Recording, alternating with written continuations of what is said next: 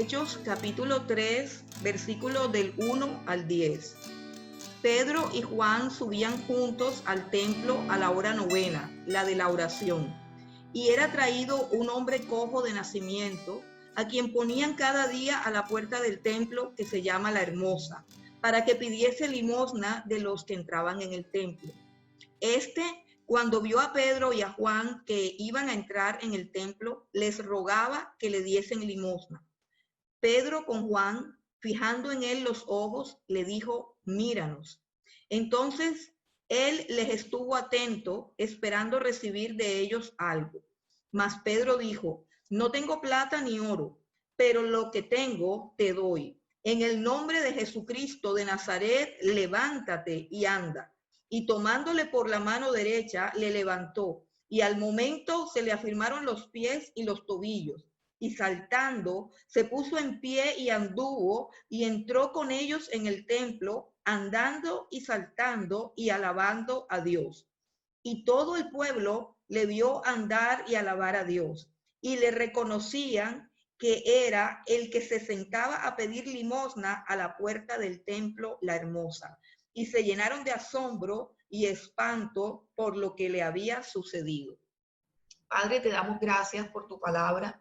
En esta mañana, Señor, en este día que tú has hecho, Señor, para gozarnos, para alegrarnos, Señor, para buscar tu rostro y tu presencia, para llenarnos de tu fuerza, de tu amor, de tu paz, de tu gozo, Señor, de tu paciencia, Señor, y sobre todo para llenarnos de fe y de esperanza, para enderezar nuestras vidas. Dios, gracias por este día, gracias, Dios del cielo, por el tiempo de la alabanza. Gracias, Dios del cielo, por los hermanos que están aquí a través de este medio conectados. Gracias por este medio, gracias por todas las cosas que tú haces, Señor, y que sirven para la alabanza de tu gloria, Señor. Gracias por esta, tu palabra, Señor. Gracias por este texto, Señor. Gracias por Juan, por Pedro, por el cojo de La Hermosa, Señor, y por todo lo que hoy podemos aprender de tu gracia, de tu poder y de tu misericordia en nuestras vidas. Abre nuestro entendimiento, abre nuestros oídos, quita la venda de nuestros ojos, danos un corazón sensible, que tu palabra hoy, Señor, que tu palabra hoy caiga en buena tierra, que nosotros, Señor, todos seamos buena tierra donde caiga tu bendita y gloriosa palabra. Gracias te damos, Señor, en el nombre de Jesús. Amén. Gloria a Dios. Al continuar estudiando el libro de los Hechos con el propósito de recuperar nuestras raíces, y que el objetivo de este estudio es básicamente mirar, es básicamente observar qué tenía aquella iglesia que en medio de tantas dificultades, mucho más grandes que las que nosotros estamos viviendo hoy, en medio de tantas dificultades, era una iglesia tan gloriosa, tan poderosa, tan fructífera, tan contundente, tan edificante para la sociedad y para la comunidad donde ella estaba inmersa. Era una iglesia de luz, era una iglesia de poder, una iglesia de autoridad, una iglesia de testimonio, una iglesia que inspiraba, una iglesia que se multiplicaba sola porque estaba llena de vida y estaba llena de Dios. Si vamos a mirar esa iglesia, me parece muy pertinente, muy adecuado tomar las palabras de Pedro al cojo cuando le dice: Pedro, míranos, míranos. Cuando llegué a esa parte del versículo 4, sentí que de alguna u otra manera Dios hizo que él dijera estas cosas, no solamente para que el cojo los mirara a ambos, porque está diciendo míranos, sino para que nosotros también siempre los miráramos. Y una de las cosas que nosotros tenemos que mirar de la iglesia primitiva es cómo eran, cómo actuaban, cómo sentían aquellos que lideraban esta iglesia, aquellos a los cuales Dios escogió para hacer columnas de la iglesia. Y eso es lo que vamos a hacer hoy. Vamos a mirar a Pedro y a Juan, siguiendo las instrucciones que él mismo le da al cojo. Míralos. En esta hora quiero que cada uno de nosotros podamos escuchar la voz de Pedro y de Juan diciendo: míranos, míranos, y vamos a mirarlos hoy en este momento, en este evento, en la historia de la iglesia primitiva, vamos a mirarlos a los dos. Y cuando comenzamos a mirarlos a los dos, cuando al preparar el sermón, el Espíritu Santo me guiaba para que los mirara, para que observara, para que viera que tienen estos dos hombres, que repito, son las columnas de la iglesia primitiva, que tienen estos dos varones, que tengamos nosotros que mirar hoy en día. ¿Qué tienen ellos que de repente tenemos que recordar, tenemos que observar para volver a nuestras raíces, para recuperar nuestra identidad? Entonces vamos a mirar las columnas de la iglesia y vamos a mirarlas específicamente en este día. Lo que un día en la vida de los dos pastores de la iglesia, de los dos líderes de la iglesia, nos puede transmitir a nosotros si tan solo los miramos. Y lo primero que encontramos aquí, lo primero que yo veo y que quiero que todos miremos en esta mañana es que hay tres cosas, básicamente tres cosas que yo observé, que son supremamente valiosas, tres cosas que ellos han atesorado. Y eso es importante porque el Señor Jesús alguna vez dijo, donde esté tu tesoro, ahí está tu corazón. Y nos decía que no nos hiciéramos tesoros aquí en la tierra, porque en la tierra Él no daba garantías, los ladrones robaban, el pasar del tiempo producía óxido, hollín y todas estas cosas de deterioro. Entonces Él dice, es importante saber dónde está el corazón, y eso es lo que vamos a mirar, dónde tiene el corazón Juan, dónde tiene el corazón Pedro, a través de este relato. Y miramos que hay tres cosas que ellos atesoran, tres cosas que ellos valoran por encima de todas las cosas. La primera cosa que ellos valoran es el valor y la preeminencia de la oración. La primera cosa que valoran y que tienen en alta estima, en suprema valoración, en suprema estimación, es el papel de la oración en la agenda de ellos, el papel de la oración. Pensemos por un momento en lo que nos puede transmitir si nosotros comenzamos a mirar con nuestros ojos, lo que nos puede transmitir el versículo 1 del capítulo 3 de Hechos. Dice, Pedro y Juan subían juntos al templo a la hora novena, la de la oración. Esta era una costumbre judía. La hora novena, yo les había explicado, era la hora de las 3 de la tarde, equivale a las 3 de la tarde. Es la hora del sacrificio. El Señor Jesucristo murió en la cruz del Calvario a las 3 de la tarde.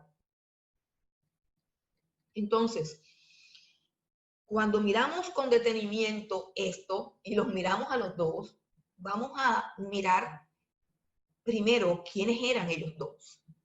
Repito, eran las dos columnas de una iglesia que ya tenía más de 3,000 miembros, porque recuerden que la primera cosecha de almas fue de 3,000 miembros y habían en el aposento alto 120 personas.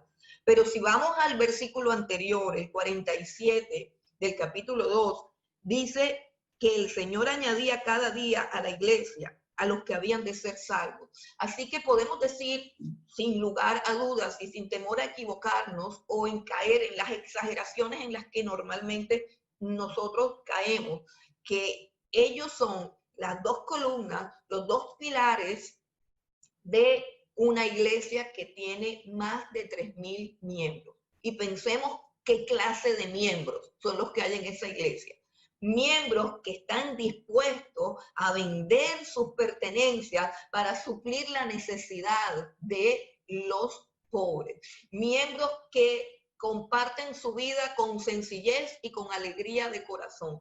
Miembros que perseveran en la doctrina de los apóstoles. O sea que no era cualquier iglesia, una iglesia supremamente numerosa, pero no llena de gente que está buscando farándula, que está buscando fama, que está buscando prosperidad o que está buscando milagros. No, está llena de gente convencida, de gente entregada, de gente sacrificada, de gente que ha nacido de nuevo, de gente que está viviendo la realidad de su fe, gente que no da dolores de cabeza, gente que no da problemas. Ellos son los pastores de una grande, numerosa y poderosa congregación. ¿Y cuál es la actividad de su agenda? ¿Cuál es la planeación de su agenda? ¿Qué están planeando ellos? Están planeando simplemente ir a orar a las 3 de la tarde, como todo el mundo va a orar. ¿Y qué es lo que ellos nos transmiten? Nos transmiten que para los líderes de la iglesia primitiva, la mejor planeación, el evento más importante de su agenda cotidiana no eran los conciertos, no eran los seminarios, no eran las reuniones, no eran ni siquiera las campañas evangelísticas. Esas no eran las principales ni la más apreciada actividad en la agenda de los líderes de la iglesia primitiva. Lo que ocupaba el centro de su agenda, la programación del día, la planificación del día por excelencia de estos dos varones que estaban llenos de poder y del Espíritu Santo, era ir a orar natural, sencilla, normalmente. Una hora de oración era supremamente importante. No eran hombres ocupados planeando grandes actividades, grandes proyectos, grandes cosas, grandes impactos evangelísticos, grandes asambleas. No, no, no, no, no. Lo más importante para las dos columnas de la iglesia es ir juntos a orar. Miren el ejemplo que ellos están dando. Miren en cuán alta estima colocan a ellos la oración. La oración para ellos era lo más importante y lo más sublime. El capítulo 6 del libro de Hechos muestra cuán importante era para ellos este asunto de la oración y de la predicación, que la decisión de delegar funciones no tuvo que ver porque ellos estuviesen ocupados en cosas más importantes. La decisión que ellos tomaron de delegar funciones con ocasión de que empezó a haber murmuración porque decían que no repartían las ayudas equitativamente entre las viudas griegas y las viudas judías. Comenzó a haber murmuración, comenzó a aparecer un brote y ellos dijeron, esto no es asunto nuestro. Escuchen bien, esto no es asunto nuestro, dijeron los apóstoles. Los apóstoles dijeron, lo nuestro es la oración. Lo nuestro es la predicación, lo nuestro es buscar el rostro de Dios. Vamos a hacer que otras personas se encarguen de esas cosas, pero nosotros perseveraremos en la oración. Dice el capítulo 6 del libro de Hechos. En el versículo 3 dice, buscad pues, hermanos, de entre vosotros a 7 varones de buen testimonio, llenos del Espíritu Santo y de sabiduría, a quienes encarguemos de este trabajo, o sea, de servir las mesas de las viudas judías y griegas y de que hubiese equidad en la repartición de las ayudas. Y dice, y nosotros persistiremos en la oración y en el ministerio de la palabra. El versículo 2 dice que ellos dijeron, no es justo que nosotros dejemos la palabra de Dios para servir a las mesas. En otras palabras, no es justo que dejemos el ministerio de orar y predicar, el ministerio de buscar el rostro de Dios. Ellos eran hombres de oración, ellos tenían en alta estima la oración. Y una de las cosas más impactantes y que siempre repito y que de repente soy demasiado reiterativa o quizás cansona, pero una de las cosas que siempre repito, que siempre me inquieta, que no me deja dormir, que no me deja descansar, una de las cosas que hace que nuestros planes parezcan tan absurdos, tan humanos, tan ridículos, tan condenados al fracaso, es que ellos no tenían ningún plan, es que ellos nunca jamás diseñaron una campaña evangelística, nunca jamás hicieron un plan de alguna actividad, nunca jamás planificaron nada. El único plan de ellos era orar. Y yo quiero mostrarte entre muchas actividades, muchas cosas, yo quiero mostrarte que fue la oración el detonador de todas las otras actividades y que todas las otras actividades fueron ordenadas y organizadas por Dios. Yo quiero darte solamente unos ejemplos. El primer ejemplo lo vimos ya la semana pasada. El primer ejemplo de la primera cosecha de almas, 3,000 personas convertidas, no fue producido por una campaña evangelística planeada, organizada y financiada, como nuestras campañas evangelísticas. No. La primera cosecha de almas, 3,000 almas compungidas de corazón, quebrantadas, arrepentidas genuinamente, pidiéndole a Pedro que les dijera qué tenían que hacer. Ese fruto de 3,000 miembros fue fruto de la oración. La Biblia dice que estaban juntos, unánimes, orando en el aposento alto, con las mujeres, con los hombres, rotas todas las barreras sociales, todas las barreras. Oiga lo que estoy diciendo, porque Lucas dice que estaban las mujeres ahí, que estaban las mujeres con los hombres. ¿Por qué? Porque en una sociedad religiosa siempre segregan las mujeres de los hombres. Entonces ellos acostumbraban que en la sinagoga las mujeres eran de un lado, los hombres de otro lado, pero aquí Cristo había roto esas barreras y los había juntado. Entonces Lucas señala eso como una situación diferente, anómala a todas las reuniones que hacían los judíos. Las mujeres y los hombres juntos, todos unánimes, todos con un mismo sentir, todos sintiéndose iguales, orando por una misma cosa. El resultado fue que el Espíritu Santo descendió.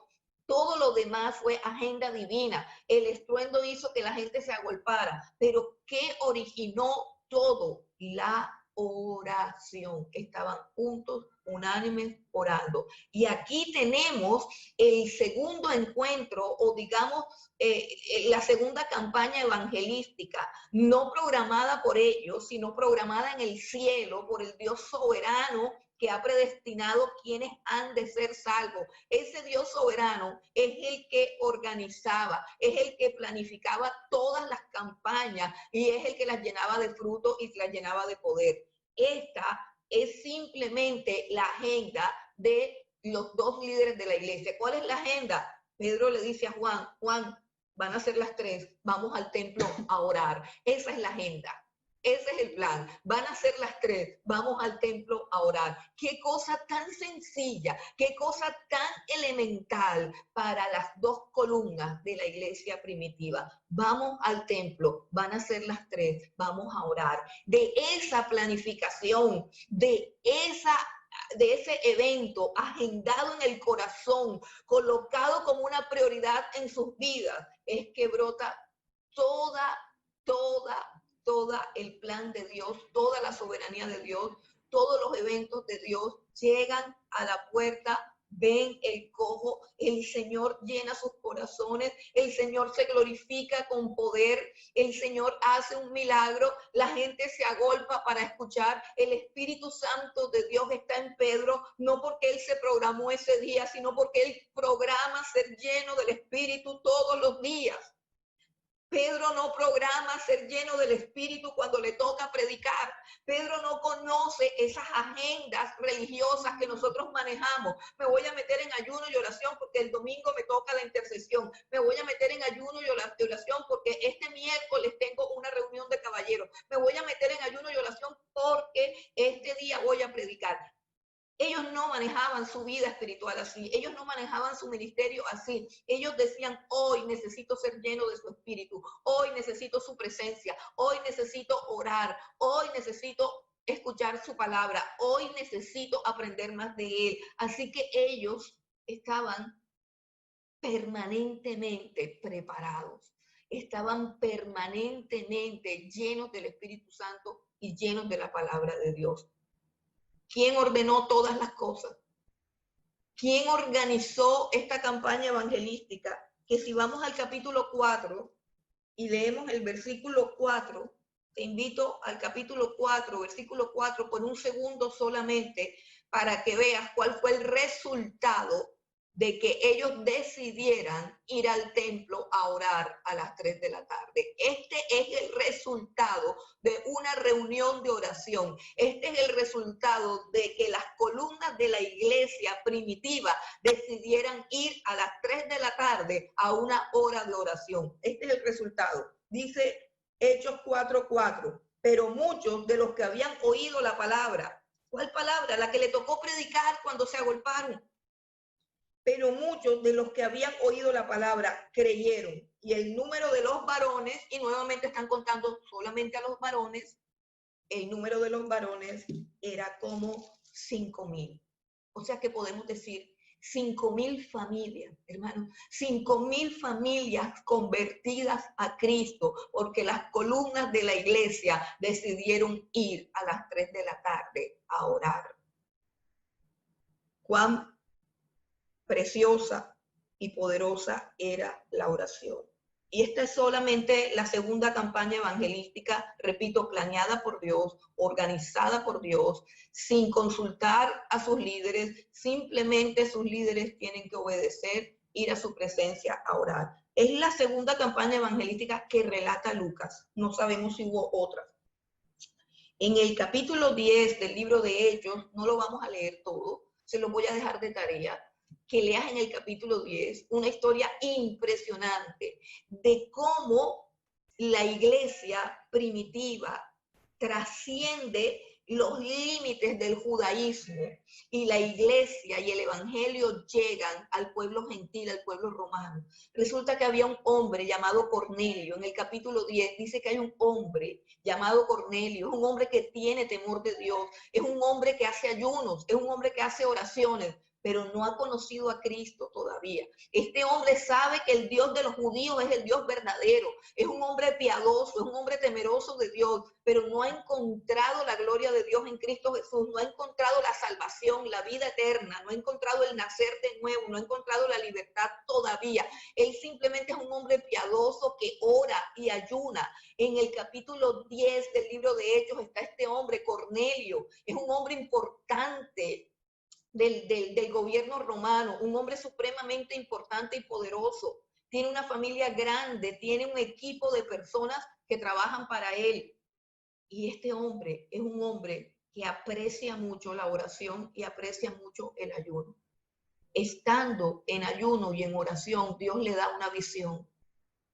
Y a través de esa visión le dice que mande a sus empleados a buscar a un hombre llamado Pedro y le dice dónde está hospedado Pedro, en casa de un hombre llamado Simón el Curtidor. Y Dios, a través de los ayunos y las oraciones de este hombre, y esto es impactante, le revela a Cornelio quién es la persona que tiene que escuchar, quién es la persona que tiene que oír, cuál es el mensaje, quién lo tiene. Y Cornelio apresuradamente envía a 2 de sus trabajadores a buscar al apóstol Pedro.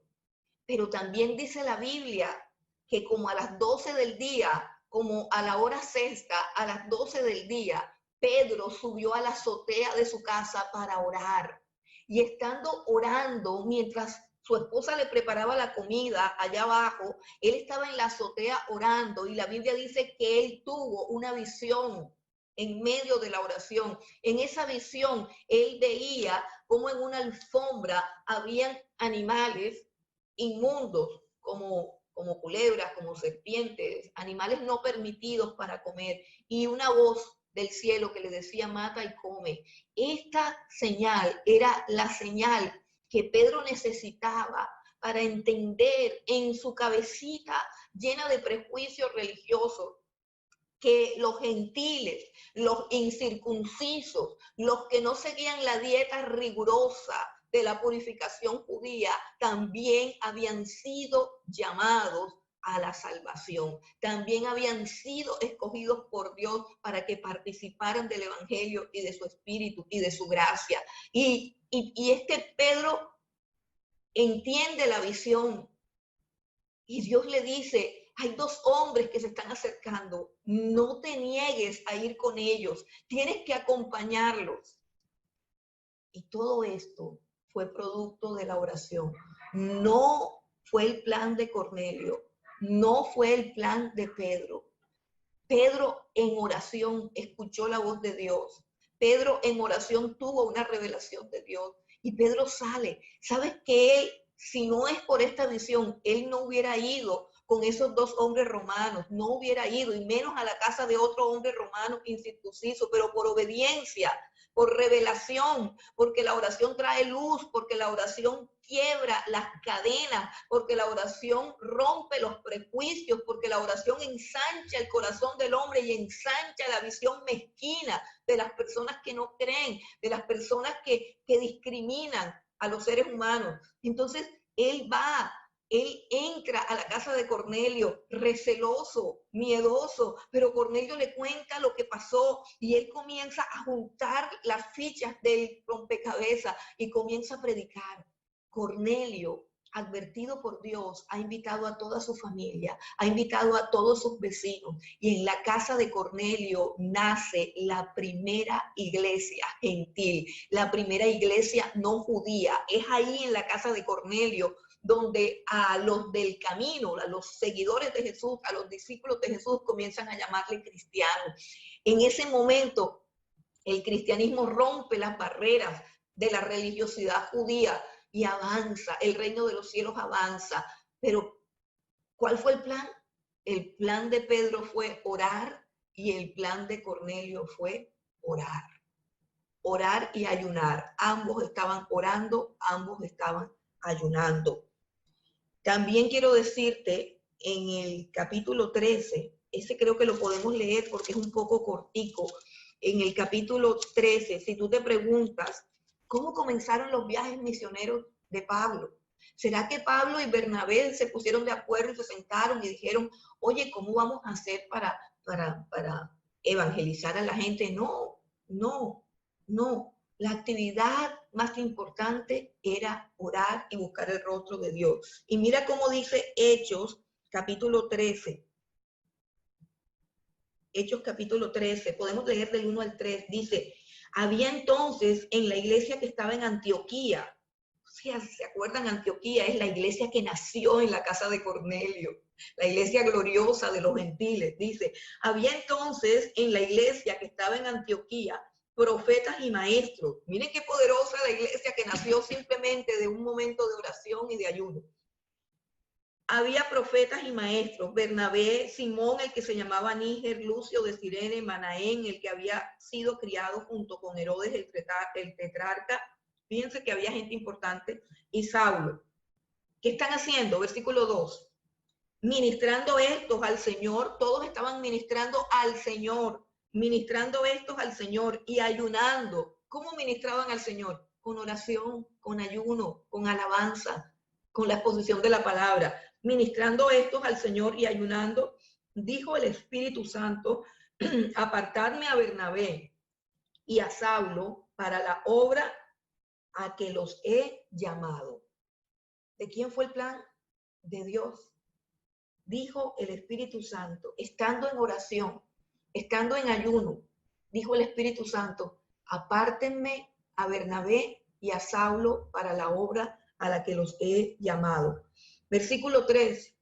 Entonces, habiendo ayunado y orado, les impusieron las manos y los despidieron. Así comenzó las misiones. Así comenzaron las misiones en la iglesia primitiva. Así comenzaron las misiones, con un tiempo de oración y ayuno para ministrar a Dios, para orar, para buscar su rostro. Allí comenzaron las misiones. La oración era la agenda. El evento era la oración. La actividad era la oración. Ellos entendieron perfectamente cuando vieron a Jesús enojado, derribando las mesas, tumbando a los cambistas, cuando lo vieron con el azote, entendieron con toda claridad que lo que Dios quería que hiciera su iglesia era orar. Entendieron cuán preciosa era la oración para Dios cuando ellos recordaron que había una profecía de Jesús que decía, el celo por tu casa me consume. Y que ese celo que consume a Dios por su casa, la cual somos nosotros, la casa de Dios somos nosotros, El templo de Dios somos nosotros, somos tú y yo. Y el celo de Dios consume el corazón de Dios, anhelando que en este templo haya oración. Santiago dice, en otras palabras, que el espíritu que Dios ha puesto dentro de nosotros nos anhela celosamente. O sea, Dios anhela encontrarse con nosotros en el templo de la oración. Dios anhela encontrar dentro de nuestros corazones y de nuestras mentes una vida fructífera de oración, una vida profunda de oración, y que esa sea la agenda, que esa sea la estrella en todo lo que planeamos hacer. Y creo que mirando estas cosas podemos entender muchas cosas de por qué ahora la iglesia actual no tiene el mismo poder ni la misma efectividad que tenía la iglesia primitiva. ¿Será que los líderes de la iglesia consideran que lo más importante es orar? Hermano, ha dado un vuelco tan tremendo esta situación que por lo general el grupo de oración de las iglesias y los que se dedican a esta noble y excelsa tarea son los que menos predican. Son 3 o 4 señoras. Se considera que el grupo de oración en muchas iglesias, no en la nuestra, pero en muchas iglesias se considera que el grupo de oración es el de las señoras desocupadas. Se considera que ese es el ministerio de las señoras que no tienen nada que hacer, que se pongan a orar. Pero esa no era la concepción que manejaba la iglesia primitiva acerca de la oración. Las columnas de la iglesia oran. Las columnas de la iglesia dan ejemplo de oración, invitan a la oración. La autoridad comienza por la oración. Con todo este asunto de que en las iglesias la mayoría son las señoras las que oran, con todo este asunto yo me pregunto si no será esa la causa de que hay tantas mujeres levantándose en el ministerio, porque es que el ministerio viene de estar en la presencia de Dios. La autoridad para ministrar a la iglesia viene de estar en la intimidad con Dios. Si tú no estás en la intimidad con Dios en oración, tú no tienes nada que entregar. Así seas la persona más brillante y más elocuente, no tienes nada que dar porque no has estado en el secreto de Dios, porque no has estado en su presencia. Y cualquier cosa que digas, aunque sea bíblicamente correcta y supremamente ortodoxa, es de tu carne, no proviene del Espíritu de Dios, no proviene de su presencia, porque no has estado en su presencia, y como tal, aunque sea correcta, no produce vida, sino muerte. ¿Cuánto tiempo vamos a demorar? Y no me refiero a la piedra angular, me refiero a la iglesia del Señor Jesucristo. ¿Cuánto tiempo vamos a demorar en entender lo que es obvio? En tomar las decisiones correctas, en colocar lo primero de primero y no de último, como se viene haciendo. La segunda cosa que es supremamente importante, el segundo valor que ellos manifiestan, la segunda cosa que ellos han atesorado, es el valor de las personas. Repito, la segunda cosa que los discípulos, que los apóstoles, que los líderes de la iglesia, que las columnas de la iglesia valoran, son las personas. El valor de la persona, el valor de un ser humano, independientemente de sus circunstancias económicas, físicas, morales o sociales. El valor de un ser humano es lo que tiene que recuperar alguien que quiere tener un lugar de importancia en la iglesia. Y fueron hombres que entendieron el valor de la persona y atesoraron a las personas como algo valioso, como lo que realmente eran. Pensemos en cómo ellos apreciaron, estimaron y valoraron a este hombre lisiado que está tirado en esta puerta. La Biblia dice En el versículo 2, y era traído un hombre cojo de nacimiento, a quien ponían cada día a la puerta del templo, que se llama La Hermosa, para que pidiese limosna de los que entraban en el templo. Lo hacían todos los días. Era un espectáculo rutinario y cotidiano. Siempre lo ponían ahí.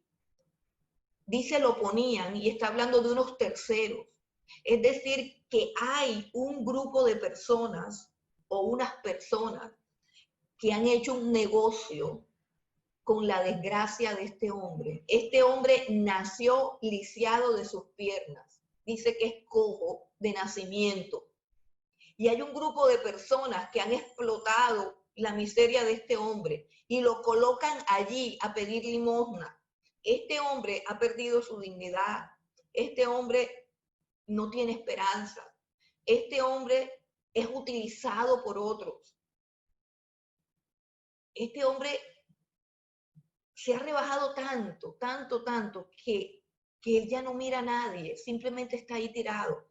Y yo creo y supongo que como él está ahí tirado, la gente también pasa y le tira las limosnas, como normalmente se suele hacer con un mendigo, como normalmente se suele hacer con un indigente. Se le tira algo allí.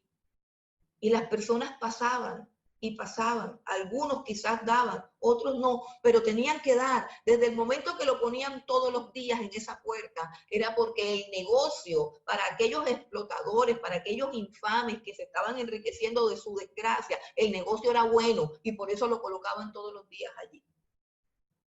Este hombre tenía una vida miserable, tenía una vida sin esperanza y había perdido su dignidad. Era un espectáculo triste y doloroso, pero este espectáculo era tan cotidiano, era tan usual, tan rutinario, tan de todos los días, que todos los seres humanos que pasaban por esa puerta ya se habían acostumbrado. Como todos nosotros nos acostumbramos después de ver la pena y el dolor por mucho tiempo, sin poder sensibilizarnos, sin poder extender nuestra mano. Así, todo Israel se había insensibilizado y le parecía que eso era común o corriente. No faltan las teorías de las personas de que por algo está así y todo lo demás que conlleva esta dureza y esta insensibilidad. Era un asunto degradante, era un asunto triste. Pero cuando Pedro y Juan pasaron por allí, y quizás lo más seguro es que no era la primera vez que ellos pasaban por esa puerta. No era la primera vez que ellos veían a este indigente cojo tirado a esa puerta. No era la primera vez. Pero cuando un hombre dedica su vida a la oración, entendiendo lo que es la oración nos expone a la presencia de Dios. La oración nos expone al corazón de Dios. La oración nos conecta con la mente de Dios y con su corazón. Y la oración nos ensancha. Escuche, la oración nos sensibiliza. La oración nos humaniza, la verdadera oración. Porque estamos hablando de la oración de intercesión. Estamos hablando de la oración donde tú llevas a las personas, donde tú no entras al santuario solo, donde tú traes las almas a los pies del Señor Jesucristo, donde traes tu vida, donde traes tu pecado, donde traes tu maldad, donde te enfrentas a la santidad y a la gloria de Dios. La oración transforma, la oración genuina, la oración verdadera, la oración sin máscaras, la oración disciplinada, con horario, con disciplina, con planificación, con intencionalidad. Esa oración transforma el corazón y lo hace sensible a la necesidad ajena. Entonces, Ellos pasaron por ahí, pero no pasaron por ahí como cualquier persona. Porque cuando una persona está llena del Espíritu Santo, cuando una persona ha estado en el trono de Dios, siente compasión, siente lo mismo que siente Dios, los sentimientos de Dios. Hermano, la oración es comunión con Dios, comunión con Dios. Y cuando yo tengo comunión con Dios, así como mis emociones pecaminosas, mi maldad, mi pecado, todo lo que siento que está mal, yo lo derramo delante de Él para que Él me limpie, para que Él me purifique. Así como yo entrego mi vida en la oración, así como yo confieso todo mi ser delante de Dios, así como yo expreso todo lo que soy, así también la oración hace que Dios derrame de su gracia sobre nosotros, hace que Dios ministre nuestro corazón egoísta, nuestro corazón mezquino, hace que nosotros expandamos nuestra visión estrecha de las cosas, donde solamente nos preocupamos por lo nuestro y no podemos ver a los demás. Entonces, la oración hizo de Pedro y de Juan personas con un corazón diferente al resto de la sociedad. Ellos llegaron, vieron el cojo, y mire lo que sucede. Y esto me parece lo más impactante del pasaje, lo más impactante, lo más importante de recobrar, de recuperar.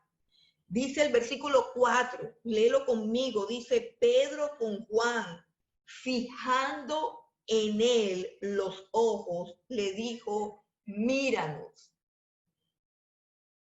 Pedro y Juan, fijando sus ojos en ese cojo, fijando sus ojos en ellos.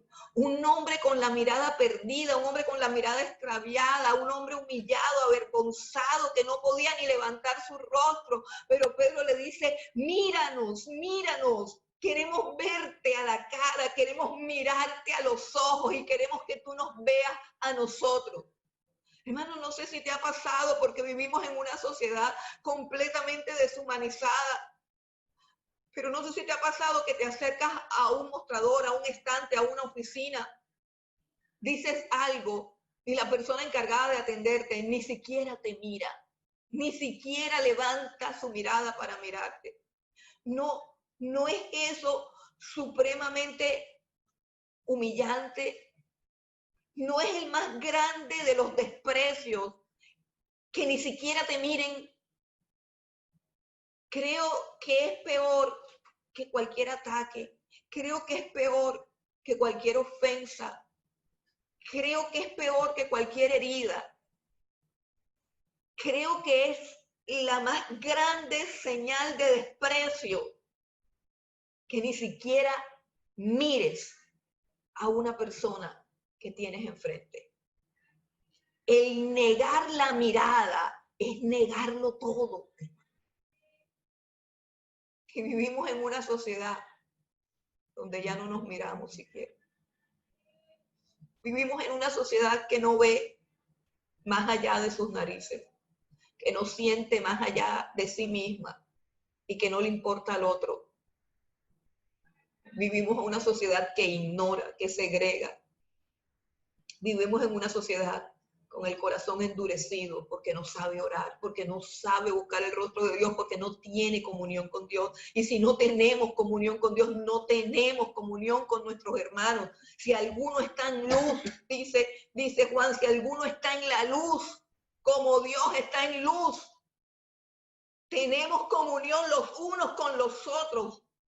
Si alguno está en luz, tenemos comunión. Pero si no tenemos comunión, lo que tú crees que es luz en tu vida son tinieblas, porque no puedes mirar a tu hermano, porque no puedes regalarle ni siquiera una mirada, porque lo ignoras por completo. Tú no conoces a Dios, no lo conoces, no tienes comunión con Él. Lo dice la Escritura, el libro que Dios nos puso a estudiar ahora. No hay comunión.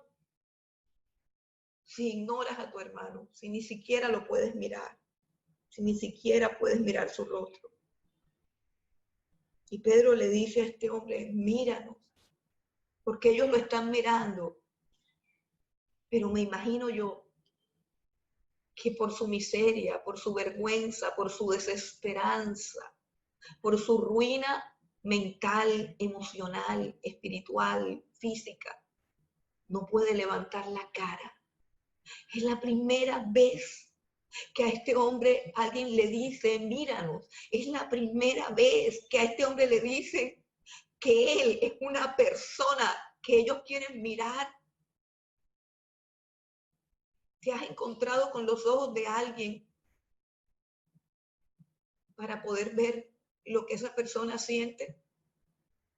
¿Has mirado a tu hermano a los ojos? ¿Cuándo fue la última vez que te quedaste mirando a alguien a los ojos, tratando de entender, tratando de sentir, tratando de percibir, tratando de escuchar, tratando de comprender, tratando de conocer? ¿Qué es la introducción para amar? No puedes amar lo que no conoces. No puedes amar al que ni siquiera miras. No puedes. No puedes. Para los habitantes de Jerusalén, él era el cojo. Pero para Pedro y para Juan, él era una persona. Él era un ser humano, creado a imagen de Dios, igual que ellos. Pudieron desarrollar la capacidad de mirar. Escucha lo que estoy diciendo. La capacidad de mirar. Tienes tú la capacidad de mirar al otro. Tienes tú la capacidad de ver al otro. Esa capacidad viene de Dios. Eso es lo que Dios enseña de primero.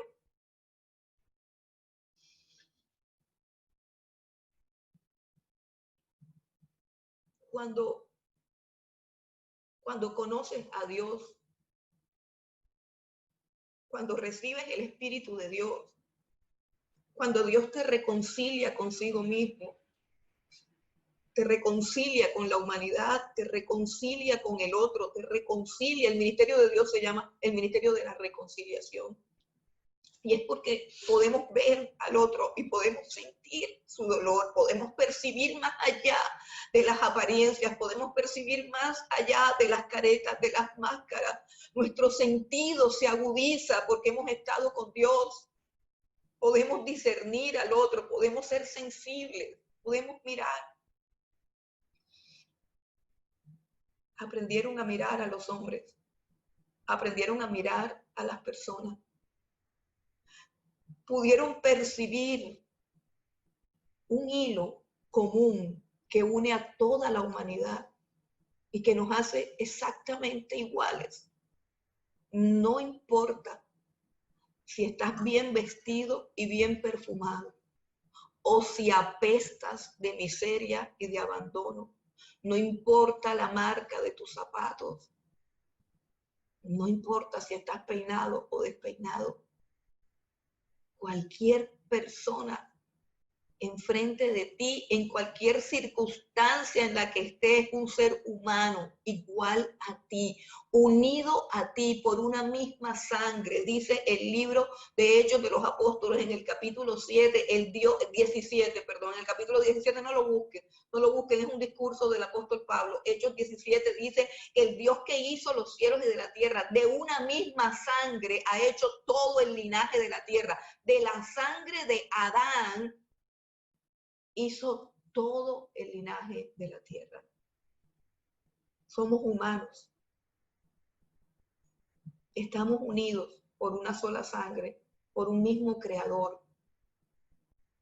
El aliento que Dios sopló en el cuerpo de Adán, que él mismo amasó con sus manos, ese aliento es el que sostiene vivo a todo ser humano. Somos completamente iguales. No hay ninguna diferencia entre el mendigo de la esquina y el presidente de la República. No hay ninguna diferencia. No hay diferencia para Dios. Así que lo que nosotros necesitamos es tener los ojos de Dios para poder mirar al otro. Y sabe que Jesús es el primero que enseña a mirar. ¿Dónde aprendió Pedro y Juan a mirar a los demás? Lo aprendió de Jesús. Ven conmigo a Juan capítulo 1.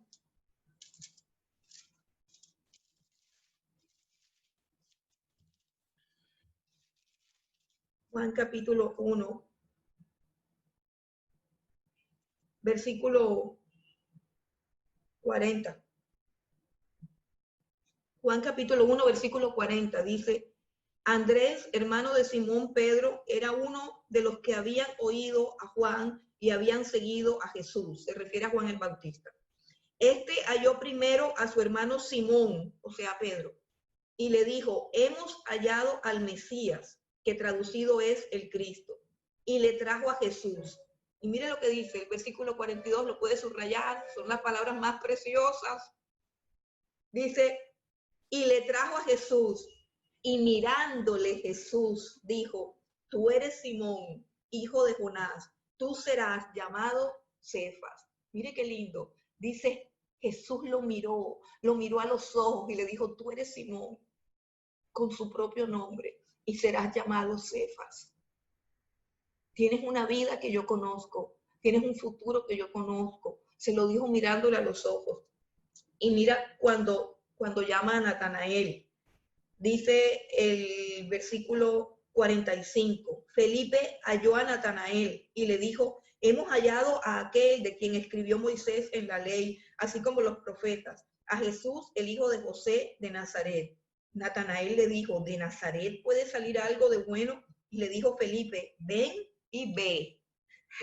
Cuando Jesús vio a Natanael que se le acercaba, dijo de él, he aquí un verdadero israelita en quien no hay engaño.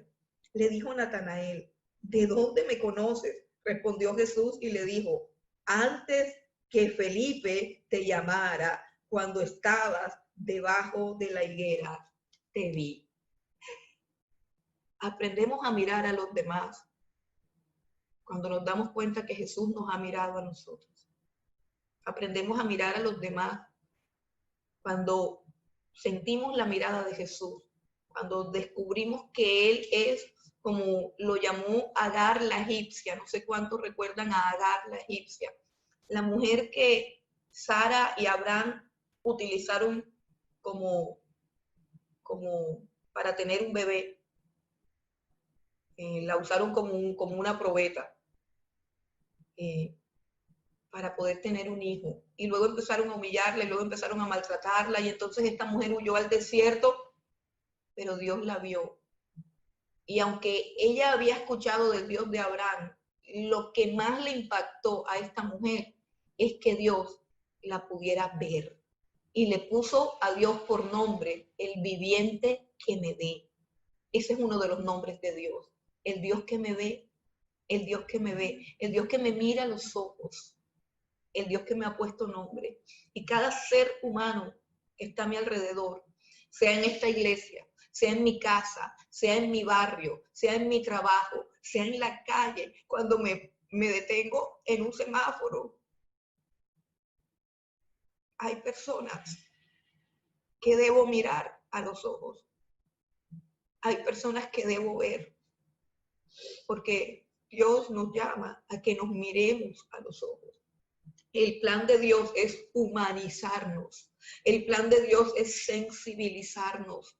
Pero no solamente lo miraron, escuche bien, no solamente lo miraron. Dice el versículo 7, y tomándole por la mano derecha, le levantó y al momento se le afirmaron los pies y los tobillos. Yo quiero decirte que aquí hay un milagro sobrenatural de Dios. Sí, Dios fue el que hizo que los tobillos y los pies que habían nacido lisiados se afirmaran y se sanaran. Dios los sanó, sí, pero el que ayudó a levantarlo por primera vez fue Pedro. Lo tomó de la mano derecha y lo levantó. No fue una manifestación del poder de Dios sin el afecto, sin el apoyo, sin el acompañamiento de aquellos que son el cuerpo de Cristo. Tus brazos son los brazos de Dios, mis piernas son las piernas de Dios, mis manos son las manos de Dios. Con ellas tengo que consolar, con ellas tengo que sanar, con ellas tengo que levantar a los hermanos que están caídos. Para eso estamos puestos como iglesia, para levantar a los que están caídos, para levantar a los que están en estado de miseria, de esclavitud, de mendicidad. Ese es el plan para la iglesia, que seamos una iglesia que levante al caído, no que lo destruya, no que lo condene. No, estamos para levantar al caído, estamos para que el caído se apoye en nuestros hombros. Mira lo que dice el versículo 11, ven conmigo al 11 que no lo leímos, dice que el cojo estaba agarrado de Pedro y de Juan. Dice, y teniendo asidos a Pedro y a Juan, el cojo que había sido sanado. ¿Te puedes imaginar el cuadro? Es primera vez que está de pie. Primera vez que está de pie. Es primera vez que está caminando. Piensa en un bebé cuando comienza a caminar, pero entonces no es un bebé, es un hombre ya viejo, mayor, que jamás había caminado y está completamente sano. Pero yo creo que como es la primera vez, creo que le da miedo caminar solo. Creo que tiene miedo a caerse todavía. Creo que le parece tan raro caminar. Creo que se siente tan extraño que necesita aún el apoyo de Pedro y el apoyo de Juan. Dice, teniendo asidos, significaba que sus dos manos estaban aferradas, una a Juan y otra a Pedro. Y creo que eso es lo que Dios quiere que miremos. Que eso es lo que Dios quiere que miremos. Podemos mirar el cuadro. Una persona coja, una persona lisiada, completamente sanada por el poder de Dios, completamente restaurada, regenerada por la operación gloriosa del Espíritu Santo, pero para que pueda caminar, para que pueda entrar al templo, para que pueda aprender a adorar, necesitamos apoyarlos uno a la derecha y otro a la izquierda. Necesitamos líderes que levanten a los caídos. Necesitamos líderes que ingresen a los hombres a adorar a Dios al templo, que los saquen de la mendicidad y los lleven a una dimensión de adoración, de gratitud, de gloria, que dejemos de ser mendigos en la puerta del templo y podamos entrar al centro de la adoración, podamos entrar a gozarnos. Cambió de miseria a gozo. Dice que saltando y alabando a Dios, andando, saltando y alabando a Dios. O sea, no solamente caminaba, estaba tan emocionado que saltaba y al mismo tiempo alababa a Dios y al mismo tiempo aferraba sus manos a Pedro y a Juan, porque por primera vez alguien lo había mirado, porque por primera vez a alguien le había importado, porque por primera vez lo habían tratado como lo que él era, un ser humano. ¿Y cuántas personas necesitan ser tratadas como seres humanos? Porque nunca nadie antes lo ha hecho. Y lo primero que tenemos que hacer para tratar a un ser humano es aprender a mirarlo a los ojos, a aprender a observarlo y a decirle, mírame. Porque son dos cosas. Son dos cosas. Yo tengo que mirar al otro y el otro tiene que mirarme a mí. Y que lo que mire lo inspire a ser mejor persona. El plan de Dios es humanizarnos. El plan de Dios es sensibilizarnos. El plan de Dios es una iglesia unida. Quiero leerte un texto que me gusta y quiero que ojalá los cabos sueltos, los dedos sueltos, las uñas sueltas, los cabellos sueltos, los órganos sueltos, los hígados, las vesículas, los corazones que están sueltos, que no pertenecen a ningún cuerpo, sino que están sueltos, no están en el cuerpo, porque si eres cuerpo de Cristo, tienes que estar dentro del cuerpo. Si recibes la savia y la vida de la cabeza, tienes que estar dentro del cuerpo. Porque ¿cómo hace mi cabeza para darle orden a un dedo que está cortado, tirado a un lado? Porque peleó con el resto de los dedos. Eso es una estupidez, eso es algo supremamente absurdo, supremamente ridículo. Tú no puedes ser iglesia si no estás dentro de una congregación. Y no de cuerpo visible, no de cuerpo visible. Quiero quiero leerte algo en Efesios. Y repito, quiero que todos los órganos sueltos del cuerpo de Cristo retomen su lugar. Vamos a Efesios.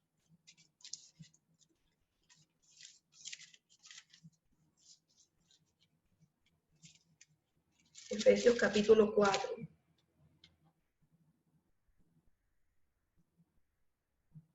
Dice el versículo 15, Efesios 4:15, sino que siguiendo la verdad en amor. Siguiendo la verdad en amor. ¿Sabe? Muchas personas les gusta seguir la verdad, pero sin amor. Ojo, muchas personas quieren seguir la verdad, pero sin amor. Y si tú sigues la verdad, pero sin amor, te vuelves en una persona que condena, que critica, llena de soberbia, llena de altivez. Y con toda tu verdad, te vas a ir para el infierno porque no tienes amor. Y el amor es la señal de crecimiento. El amor es el termómetro del crecimiento. No estoy hablando del romanticismo hipócrita que algunos consideran que es amor. No. No estoy hablando de boberías. Estoy hablando del verdadero amor, del que se entrega, del que da. Dice, sino que siguiendo la verdad en amor, crezcamos en todo aquel que es la cabeza. Esto es Cristo. ¿Cómo se crece? Se crece en amor y se crece en todo aquel que es la cabeza, que es Cristo. O sea, si no estás en el cuerpo, la cabeza no tiene efecto sobre ti. Mi cabeza mueve este dedo porque tengo conexión con el resto del cuerpo. Si me corto el dedo y lo pongo en la mesa, no puede mi cabeza mover el dedo, ni puede fluir la sangre del cuerpo sobre ese dedo. Se pudre. Elemental, pero hay que repetirlo. Bueno, sino que siguiendo la verdad en amor, crezcamos en todo, en aquel que es la cabeza, esto es Cristo, de quien todo el cuerpo, bien concertado y unido entre sí por todas las coyunturas que se ayudan mutuamente según la actividad propia de cada miembro, recibe su crecimiento para ir edificándose en amor. No puedes crecer si no estás al interior de la iglesia. No puedes crecer si no estás completamente concertado y unido por todas las coyunturas con el resto de los miembros de la iglesia. Tienes que ser muy humano para ser cristiano. De hecho, Cristo vino a devolvernos la humanidad que perdimos. Cristo nos humaniza.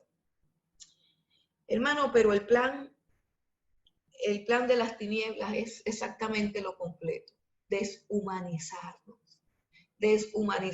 que estemos aquí viendo una pantalla, que estemos aquí en una pantalla fría, que nos mandemos un beso virtual y un abrazo virtual con un muñequito en nuestro ordenador, sin humanidad, sin sensibilidad, cero abrazo. Ese es el plan oculto, acabar con la humanidad. El amor de muchos se enfriará. Pelea por el amor, iglesia. Pelea por el amor. Pelea por amar a los que no ves. Pelea por amar a los que Dios pone a tu alrededor. Pelea con tu corazón egoísta. Pelea. Pelea por el amor. Porque si el amor se enfría, si el amor se apaga, lo perdemos todo. El que no ama a sus hermanos, no ama a Dios. Volvamos a Hechos nuevamente y tenemos la tercera cosa que ellos atesoraban. La tercera cosa y la más importante que atesoraban los discípulos es Cristo. El valor de Cristo por encima de todas las cosas. Este par de discípulos, este par de apóstoles, columnas de la iglesia, habían sido pescadores ambos. De hecho, tenían los padres de Pedro y de Jacobo, tenían una pequeña industria pesquera, tenían algunas barcas y algunas redes. Cuando la Biblia dice que ellos eran hombres sin letras y del vulgo, se refieren a su educación intelectual, a que no habían asistido a las mejores escuelas. Pero económicamente hablando, podría decirse que era como de clase media, no estaban arruinados.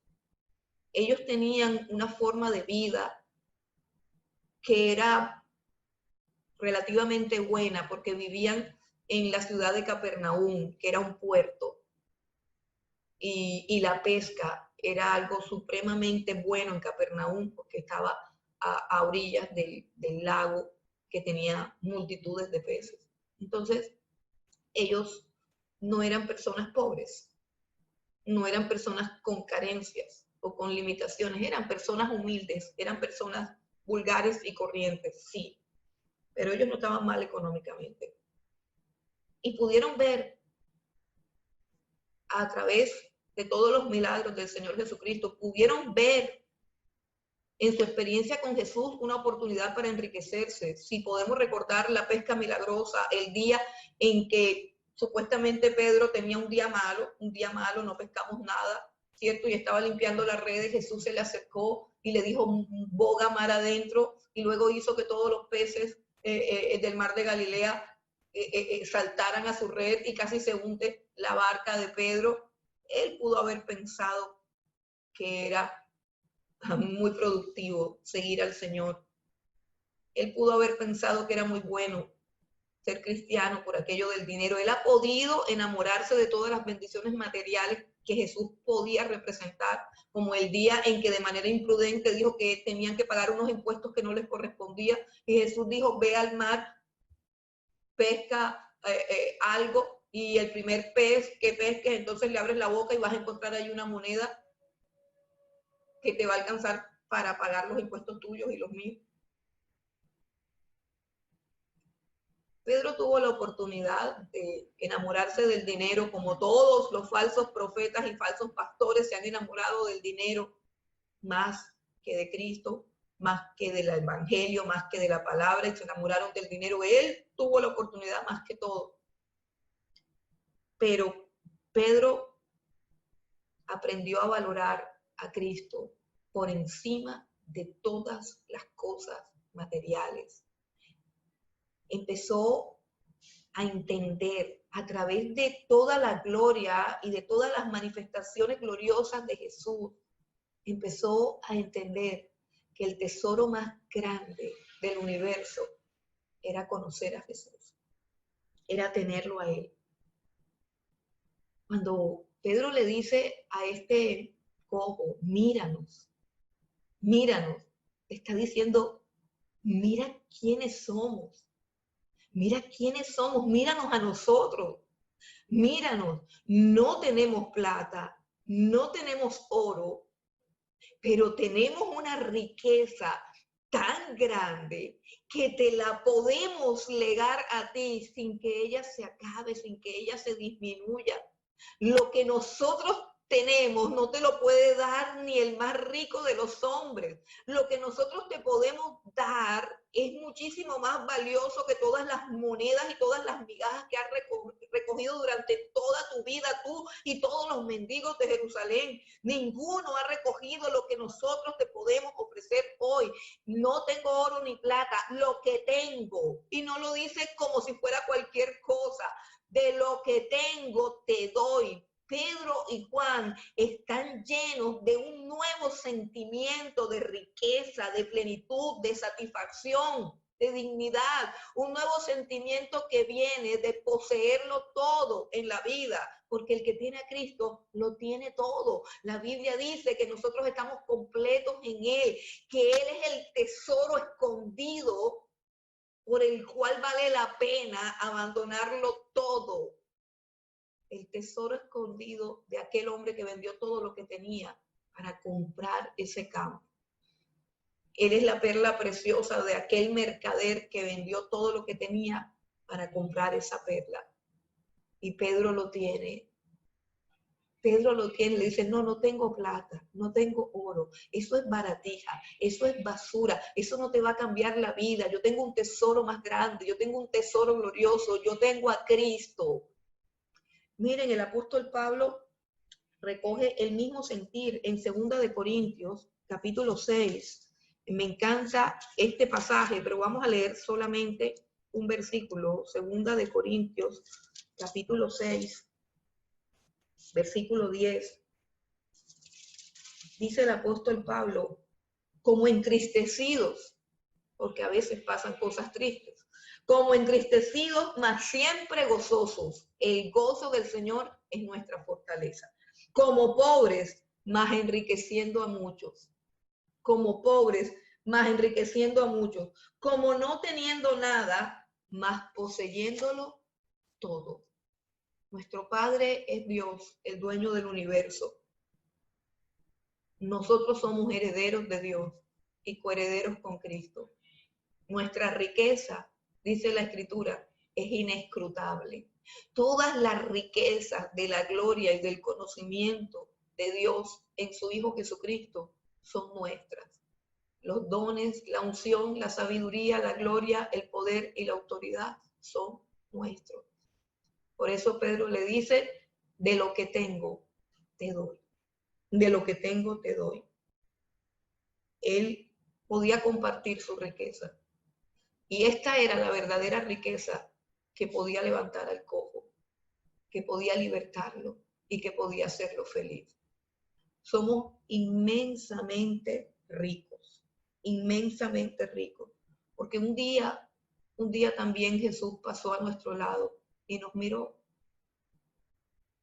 No sé si tú has tenido esa experiencia, ¿sabes? Hay veces que a veces dudo de que algunos tengan esa experiencia, porque hay tantas carencias en los corazones. Veo tantos deseos de figurar, veo tanta necesidad de adulación, tanta necesidad de que te atiendan, tanta necesidad de que te miren, tanta necesidad de que te abracen, tanta necesidad. Y a veces creo que pareciera que no te has encontrado con los ojos de Jesús, que no te has encontrado con la mirada de Jesús, que no te has encontrado con que Jesús te ve, que Él es el viviente que te ve y que Él espera que comiences a ver a otras personas, comiences a mirar a otras personas. ¿Sabes mirar a la gente? ¿Sabes mirar a Jesús? ¿Sabes que todo se resume a mirar? Hay un texto que dice en Isaías, miren a mí todos los términos de la tierra y sean salvos. Miren a mí y sean salvos todos los términos de la tierra. Dice la Escritura, y mirarán al que traspasaron y llorarán. Si aprendes a mirar a Jesús, aprenderás a mirar a los demás. Y alrededor tuyo hay mucha gente que necesita que los mires.